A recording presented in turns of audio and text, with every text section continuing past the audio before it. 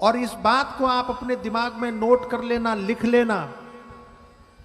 मैं बहुत दायित्व पूर्वक अर्थात जिम्मेदारी पूर्वक बोल रहा हूं कि हमारी कथाएं दूसरों के चमत्कार में प्रभावित होने की आपको प्रेरणा नहीं देती, आपको नहीं सिखाती।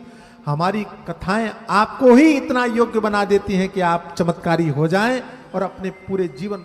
ध्यान रखना, ध्यान रखना, राम जी चाहते तो स्वयं भी और समुद्र पर सेतु बना करके लंका में जा सकते थे। जा सकते थे कि नहीं? बोलो बोलो बोलो बोलो। जा सकते थे। राम जी चाहते स्वयं भी संजीवनी बूटी अपने एक बाण को भेज करके मंगा लेते। राम जी चाहते तो सारे चमत्कार वो स्वयं सिद्ध कर लेते, लेकिन उन्होंने स्वयं से कोई चमत्कार न करके सेतु बनाने का काम आया तो नल और नील को आगे कर दिया, संजीवनी बूटी लाने का काम आया तो श्री हनुमान जी महाराज को आगे कर दिया। अर्थात भगवान श्री राम ने सिखाया कि राम का आदर्श ये सिखाता है कि अगर तुम हमसे जुड़ोगे तो आप भी वही सिद्ध बन जाओगे जैसे भगवान है, जैसे हनुमान जी बने, जैसे नल नील बने। हम चमत्कारों का व्यापार नहीं करते, हम चमत्कारों से दुकानदारी नहीं करते, हम चमत्कारों से किसी को धोखा नहीं देते। हम तो चमत्कारों से जीवन को बनाने की बात करते हैं। मंगलाचरण, मंगलाचरण कितने प्रकार का? 3 प्रकार का।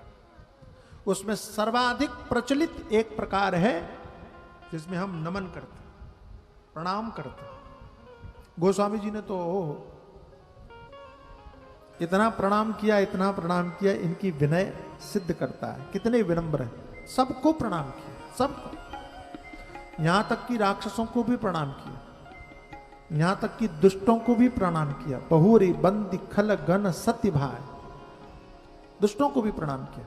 तो दुष्टों को प्रणाम डरने के कारण नहीं किया, अपनी विनम्रता के कारण किया। लेकिन आरंभ कहां से किया?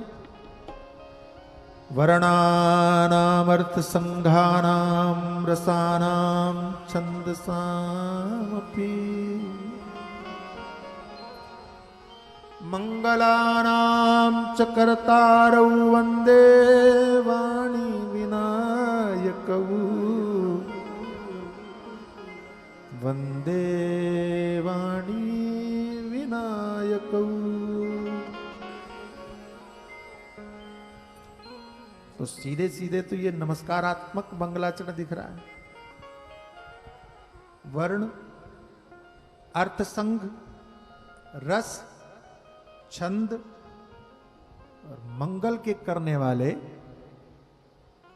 वंदे, वंदन करते हैं हम किसको?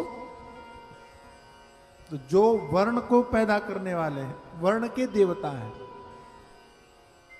जो अर्थ संघ के देवता हैं, जो रसों के देवता हैं, जो छंदों के देवता हैं, जो मंगल के देवता हैं, शुभ के देवता हैं, मंगल करने वाले, मंगलायतन है, उनको हम प्रणाम करते हैं। कौन है? वाणी विनायकौ, वाणी विनायकौ। वाणी यानी सरस्वती, विनायकौ अर्थात गणेश भगवान। तो सरस्वती और गणेश की हम वंदना करते हैं। क्यों? क्योंकि एक बुद्धि का देवता है, एक वाणी का देवता है। कथा कहने के लिए बुद्धि की भी आवश्यकता है, वाणी की भी आवश्यकता है। वाणी न हो, बुद्धि हो तो कथा कैसे कहें? वाणी हो, बुद्धि न हो तो कथा कैसे कहें? दोनों की कृपा हो जाए इसलिए नमन किया। वंदे वाणी विनायको। एक मंगलाचरण और होता है जिसमें हम वस्तु निर्देशन करते हैं।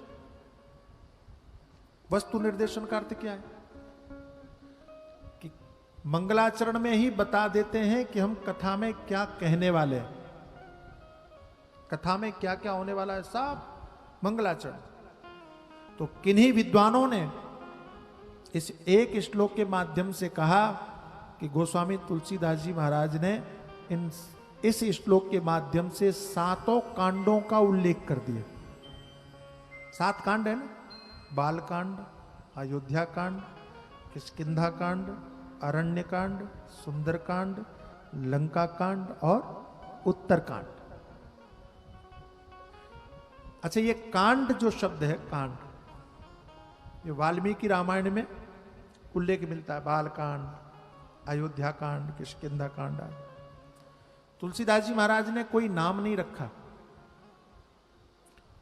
उन्होंने नाम रखे सोपान। प्रथम सोपान, द्वितीय सोपान। जब आप रामायण के किसी भी कांड की पुष्पिका पढ़ेंगे, पुष्पिका अंत में आती, इति श्रीमद् रामचरितमानसे। वो कल आप सुंदरकांड में सुन रहे थे ना बात, तो सुंदरकांड के समय पर लिखा होगा इति पंचमो सोपान, पंचम सोपान। तो गोस्वामी जी ने वहां नाम नहीं लिखा, सोपान। प्रथम, द्वितीय, तृतीय, चतुर्थ, पंचम, षष्ठ, सप्तम, 7 सोपानों की चर्चा की। लेकिन चूंकि कांडों के नाम से प्रसिद्ध था तो लोगों ने यहां पर भी कांड लिख दिए, तो उससे आपत्ति भी नहीं, ठीक है। बाल कांड, अयोध्या कांड, और थोड़ा अंतर भी आया।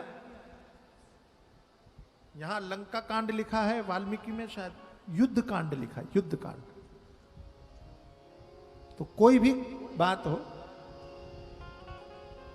बात समझना, इस श्लोक के माध्यम से तुलसीदास जी ने 7 कांडों का उल्लेख कर दिया। विद्वानों का कमाल देखिए कैसे किया। और तुलसीदास जी भी सामान्य नहीं है, शास्त्रकारों ने इनको भी अवतार माना है। वाल्मीकि जी का अवतार माना है, वाल्मीकि जी का। कल कुटिल जीवन स्तारहित वाल्मीकि तुलसी भयो। नाभाजी ने लिखा कि स्वयं वाल्मीकि ही अपनी बात को समझाने के लिए तुलसीदास जी के रूप में अवतरित होकर के आए। भविष्य पुराण में भी लिखा है, वाल्मीकि तुलसीदास कलौ देवी भविष्यति। वाल्मीकि ही तुलसी के रूप में कलयुग में प्रकट होंगे, ऐसा भविष्य पुराण में भी संकेत किया। अभी इस श्लोक के माध्यम से 7 कांडों का उल्लेख कैसे किया, तो देखो इसका विभाजन किया। वर्णानाम अर्थ संज्ञानाम रसानाम छंदसामपि मंगलानाम च कर्तारौ वंदे वाणी विनायको। उसमें पहला शब्द लिया वर्णानाम, वर्णानाम। इससे बाल कांड का उल्लेख किया, बाल कांड, क्योंकि इसी में क्षत्रिय वर्ण के विभिन्न प्रकार के आलेखों का उल्लेख है, चरित्रों का उल्लेख।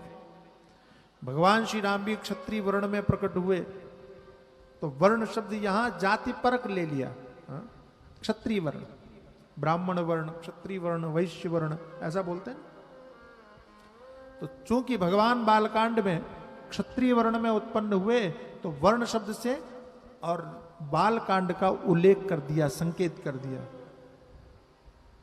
अर्थ संघानाम, और अर्थ संघानाम से अयोध्या कांड का संकेत कर दिया। क्यों? क्योंकि इसमें राम राज्य का मनोरथ है, सिद्ध्यर्थ। राजा चाहते हैं कि राम राजा बन जाए। फिर देवताओं का मनोरथ है, वो उसकी सिद्धि के लिए वे भी चाहते हैं कि राम जी वन में जाए। कैकेयी चाहती है कि भरत राजा बन जाए, तो राज्यार्थ, भरत राज्यार्थ है, अर्थ है। अयोध्या के लोग चाहते हैं कि नहीं, राम के साथ में हम भी वन में चले जाएं, तो वन गमनार्थ, वहां पर भी अर्थ है। और राम जी पुनः अयोध्या आ जाएं, ये भरत की मानसिकता है, वहां पर भी अर्थ है। तो कई लोगों की कामनाओं को का जो समूह है वो अर्थ संघानाम। इस अर्थ संघानाम शब्द से अयोध्या कांड की संकेत कर दिया, अयोध्या कांड को संकेत कर दिया।